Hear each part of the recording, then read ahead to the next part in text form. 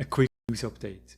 Hi, this is Roland, Cisco Switzerland. I quickly want to condense the news out there from our end in a short amount of time. So first of all, Slido we acquired, and now we also integrated Slido fully in Webex Meetings platform, meaning if you are looking at your Webex Meetings application on the right hand side, you will see Slido becoming available as an application. If you have a Webex account, you can also now use Slido. You can log into Slido with your Webex account. You can also then control your polls, your questions you have, your brainstorm ideas from the tab of your Webex Meetings application. Webex Assistant is now also included in the Webex subscription. No extra charge anymore. You can do live transcriptions. You can now talk to your Webex device. It will answer, it will call someone. You can enable closed captions, meeting highlights. You can use voice commands like during the meeting. You can then go back and look at the meeting, see the text next to it, and search for what's happened in a certain meeting. And also, it's not the host anymore who has to enable this. It can be done by any user in the meeting because it's not coming with extra cost anymore. Next thing is manage the experience. So far it was not possible to define what the audience can see. Now with the stage view you can do so. So basically you can just drag people on the stage, and then these people are staying on the stage, and if you say sync your stage with everyone, the other audience can actually see the same thing as you can see. With the lock attendee view to stage only, you also have the option to prevent people to go back into the grid view, for example, or to still see more participants on top. So that's quite crucial because the video resolution, the content you would like to make visible for your audience can now be controlled. Quickly a reminder that our video endpoints can do much more than just video calls. They can also book a room. They can display if a room is booked or not. They can control a room, meaning controlling your blinds, controlling the lights, the air conditioning, and so on. Digital signage can be used on the video endpoints to show important information for people entering the meeting room. Room analytics, so there's additional sensors in these room navigators included. Temperature, ambient, sound, air quality is just this navigator is basically completing your video endpoint possibilities. And they can be put inside the room. There will be this one here, so you can like flip your device to the other side, so the other side of the table can also use the device. And there is an outside version which allows you to see if a meeting room is available. Then it's green. If it's booked, then it's yellow, and if somebody is actually inside the room, then it's red. Also a quick reminder, besides what I showed earlier, our video endpoints can do even more with the scripts we have available. There is a really cool site, roomos.cisco.com, is showing you a lot of example scripts. You have them here. You can now also easily install these scripts on your endpoint sitting next to you. If you have admin access, you basically just connect your endpoint and you say install, and the script is added to your endpoint. These scripts can include a more enhanced camera control, a compositor where you define what inputs are sent to the other side.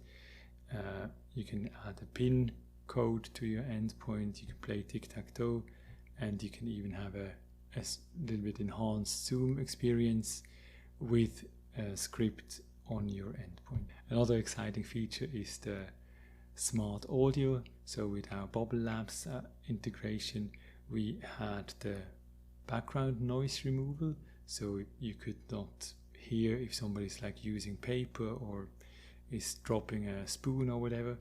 Now we go one step further with my voice only. The algorithm will focus on your voice, not on the people on the left and the right hand side of you. there is a video showing this. I'll link it in this post, which is demonstrating how well this actually works.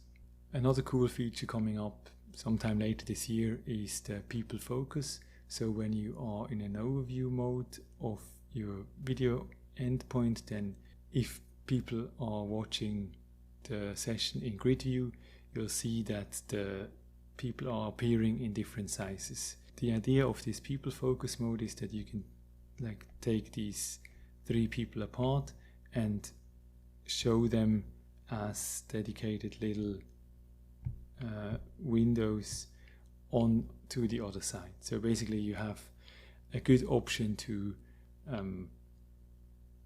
have equal meeting participants in your session. So you have the possibility to see everybody on the other side as equal participants in the meeting. So it's basically optimized for grid view. There's also a little video showing this in a demo. I'll also link it. Next up, we're going to have a new user interface, meaning it's more of an iPad-like experience. So when you swipe up from the bottom, you'll see your various inputs you have available on your Desk, Desk Pro or Webex Board device. You can also swipe in from the right-hand side and you will see your audio settings, your camera settings, your microphone, noise removal settings. You still have the calendar integration shown on the left-hand side of your screen and your applications on the right-hand side. Quickly, something about security. We have end-to-end encrypted meeting for some time now. This has been a very limited experience. You could only use end-to-end encryption with your Webex Meetings application. Now you also have the possibility to dial in with a Webex Room device. So basically you have, besides the Webex application, also cloud registered endpoints which can participate in an end-to-end encrypted meeting. Also very exciting, you're going to lose some functionality because in a normal encrypted meeting we have the option to offer you cloud-based recording, transcriptions, speech recognition, closed captions and so on, and most of this will be lost if you have a fully end-to-end encrypted meeting, just because we can't look into the meeting itself. Then a very exciting feature is, from my point of view, the private meetings. So the video mesh node has been available for some time. It helped to connect internal endpoints to the video mesh node and offload the traffic to the Webex cloud. New is that now you can schedule a meeting the same way as you've been used to, with a different Webex meetings template. This template includes private meetings. Basically, it means that you cannot connect from outside anymore. Like the audio and video stream is not sent to the Webex cloud anymore, and you can only connect to these meetings with internal devices. So meaning with an on-net zip device, with an on-net Webex app, or a mobile remote access registered device. You cannot dial in via PSTN because we can't control that connection there anymore. So for me it is a very good natural development of the video mesh node, which is a fully cloud managed device on premises, but is now enabled to also do private meetings. Also a reminder, we have a green button on our devices. This green button not only allows to join Webex meetings with a single button to push, but it also allows basically any zip-based session with the video endpoint. So it's appearing as a green button. The user doesn't really know what the difference is of a meeting. If you have the calendar integration, it will also show a Microsoft Teams meeting behind the green button, or a Zoom meeting if the zip integration is available from Zoom. We also have a new device in our family, like in a desk family, Webex Desk. It is a little bit smaller with its 24-inch screen than the Desk Pro. It has mono speakers. It also offers touch redirect. It has a touch display. You can use it as USB pass-through device. Like a lot of these great features available in the Desk Pro are also part of the Desk. It even comes with a built-in VESA stand, so you can mount your device directly to a wall. There is also a new camera available, the success of the P60. It comes with a highlight of 240 times zoom.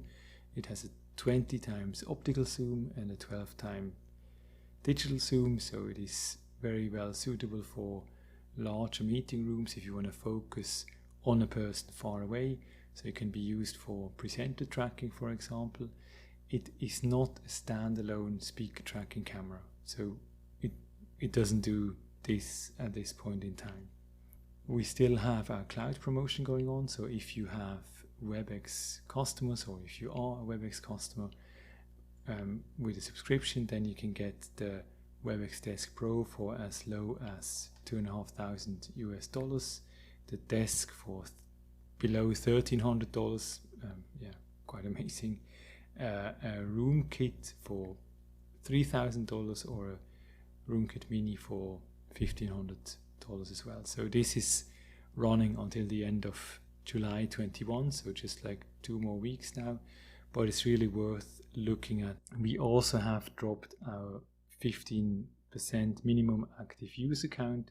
So if you were a company of 1,000 knowledge workers, we had the requirement for our active user subscription to have at least 150 of these 1,000 knowledge workers to be active hosts. This minimum we dropped now. We now have a minimum of 40 users, so this is an absolute number, even if you have like 10,000 knowledge workers. And with these 40 paid active users, you get the service for these 40 users, of course, but also the device registration in the Webex Cloud. You get the possibility to analyze your meetings, to analyze the usage of your endpoints, to talk to your devices. So Webex Assistant on the devices is available, and so on. So you get quite a lot for very little money. So it's really worth looking at that, and you can also benefit from the promotion showed earlier, of course. So thanks a lot for watching. I hope it was useful, and yes, please subscribe, and looking forward to see you soon in my next meeting. Thank you. Goodbye.